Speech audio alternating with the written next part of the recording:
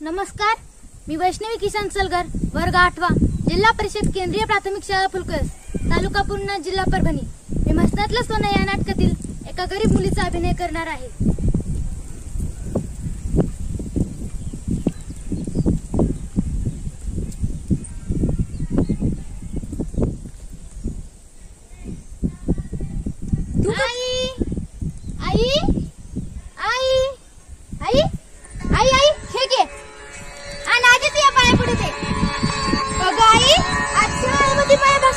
पहिला नंबर आलाय. 50 पोरीमध्ये पहिला नंबर. आणि मास्तराने बी लय तोंड भरून कौतुक केले. आणि हे बघ एवढ्या वया बक्षीस भेटले. आई, मग भाषण ऐकायचं तुला? ऐकायचंय? हो, बस इथे ऐका.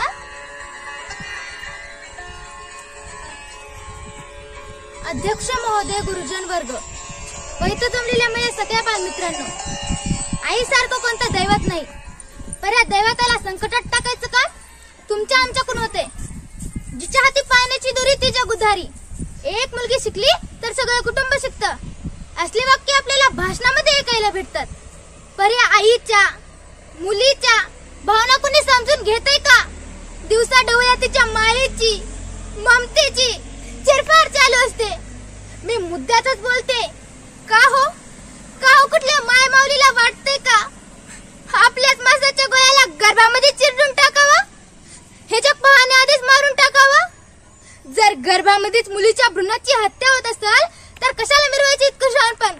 सांगा, कशाला मिरवायचे इतकं शहाणपण? राखी बांधायला बहीण पाहिजे, आईबावर प्रेम करायला मुलगी पाहिजे, अर्धांगिनी म्हणून सुद्धा बायको पाहिजे. मग मुलगी का नग? सांगा, मग मुलगी का नग? मुलगी वाचली पाहिजे, मुलगी शिकली पाहिजे, तेव्हाच आपला देश पुढे जाईल. अहो, डॉक्टर बाबासाहेब आंबेडकर म्हणतात, मी एखाद्या समाजाची प्रगती किती झाली हे त्या समाजातील महिलांच्या दर्जावरून सांगू शकतो. मग आज आपल्या समाजातील महिलांचा दर्जा काय? सांगा. गर्भातच खून? ह्यो बाजार थांबवा. मुलीला वाचा, मुलीला शिकवा. आई, कसं केलं भाषण? छान केलं का ग?